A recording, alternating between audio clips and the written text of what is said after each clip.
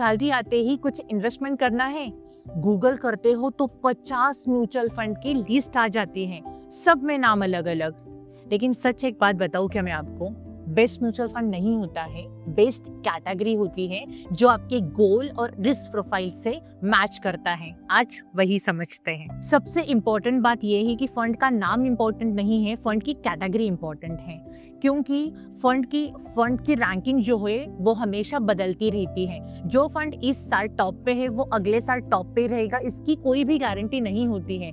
लेकिन कैटेगरी में क्या होता है ना कि लार्ज कैप कैटेगरी में क्या होता है वो हमेशा स्टेबल रहता है, और स्मॉल कैप कैटेगरी में क्या होता है कि रिलेटिवली वो हमेशा वोलाटाइल होता है। इसीलिए हमारा गोल क्या है और हमारा रिस्क प्रोफाइल कैसा है उसके हिसाब से हमें फंड चूज करना होगा। सैलरीड एम्प्लॉइज के लिए ना एक नेचुरल एडवांटेज होता है, उनकी फिक्स सैलरी होती है तो वो SIP में मतलब सिस्टमैटिक इन्वेस्टमेंट प्लान में अपना इन्वेस्टमेंट शुरू कर सकते हैं। हर महीने ऑटोमेटिकली वो इन्वेस्टमेंट डिडक्ट होता रहेगा एंड आपका SIP कंटिन्यू होता रहेगा। ना टाइमिंग सोचनी पड़ती है, ना मार्केट का स्ट्रेस लेने की जरूरत। अगर आप बिगिनर हो और अगर आप रिस्क कम लेना चाहते हो तो आप लार्ज कैप फंड या फिर फ्लेक्सी कैप फंड में भी इन्वेस्टमेंट कर सकते हो। लार्ज कैप फंड में क्या होता है ना कि इंडिया की सबसे डेवलप इस्टेब्लिश जो कंपनीज होती हैं वहां पे इन्वेस्टमेंट किया जाता है। ग्रोथ थोड़ी सी कम होती है लेकिन वोलाटिलिटी भी थोड़ी सी कम ही होती है। एंड अगर आप फ्लेक्सी कैप फंड में इन्वेस्टमेंट करते हो तो फंड मैनेजर को थोड़ी सी फ्लेक्सिबिलिटी मिल जाती है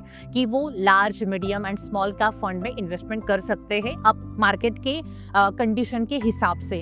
तो वो आपको रिटर्न भी थोड़ा सा अच्छा मिलता है, क्योंकि फंड मैनेजर को थोड़ा एक्सपीरियंस होता है तो वो उनकी एक्सपीरियंस से एंड मार्केट की कंडीशन देख के वो स्विच करते हैं फंड्स में। और ये दोनों भी कैटेगरी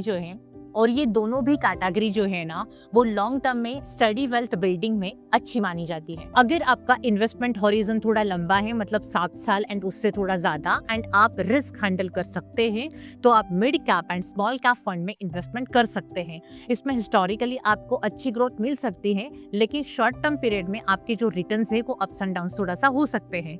तो आपको ये फंड तभी चूज करना है जब आप जो पैसा आपने इन्वेस्टमेंट किया है उसको आप लंबे समय तक टच नहीं कर सकते, तभी आपको अच्छे रिटर्न मिल सकते हैं। अगर आपका गोल शॉर्ट या फिर मिड टर्म है तो आपको इस फंड में कभी भी इन्वेस्टमेंट नहीं करना है। जैसे कि अगर आपको कोई मतलब 2 साल के बाद, 3 साल के बाद अगर आपको बाइक लेनी है, घर का डाउन पेमेंट करना है, या फिर आपको बड़ा कुछ एक्सपेंस चाहिए जिसका आपको कोई मतलब आपका कुछ गोल वगैरह है, आपका कुछ टारगेट है जिसके लिए आपको फंड्स की रिक्वायरमेंट है, तो कभी भी इक्विटी फंड में इन्वेस्टमेंट आपको नहीं करना है। क्योंकि यहाँ पे अगर आप शॉर्ट पीरियड में इन्वेस्टमेंट करते हो तो आपको बहुत ही ज़्यादा मार्केट की वोलाटिलिटी आपको मिलती है, तो आपके रिटर्न जो है वो अप्स एंड डाउन्स की वजह से बहुत कम मिल सकते हैं। तो इसके सिवाय आप PSU फंड्स में या फिर बैंकिंग में आप इन्वेस्टमेंट कर सकते हैं। आपको इक्विटी से थोड़ा सा कम रिटर्न मिलेगा, लेकिन आपको जो रिटर्न मिलेगा वो स्टेबल मिलेगा। तो अपना फंड कैटेगरी कैसे चूज करें? तो पहले 3 सवाल खुद से आपको पूछना है। पहला सवाल आपको ये पूछना है कि मेरा जो गोल है वो कितने साल तक दूर है। अगर 2-3 साल तक दूर है कि मुझे घर खरीदना है, बाइक खरीदनी है, या फिर मुझे फंड्स की रिक्वायरमेंट है, तो डेट फंड आपके लिए बेस्ट फंड है। अगर 2-3 साल ही आपका गोल दूर है तो 5 से 7 साल अगर आपका गोल दूर है तो इक्विटी फंड जो है वो आपके लिए बेस्ट फंड है, अच्छे रिटर्न आपको वहां पे मिलेंगे। दूसरा सवाल ये है कि अगर मैं इन्वेस्टमेंट करता हूँ या फिर करती हूँ और मेरे रिटर्न 20-30% से अगर गिर जाते हैं कुछ महीनों के लिए, तो मैं क्या काम कर सकती हूँ?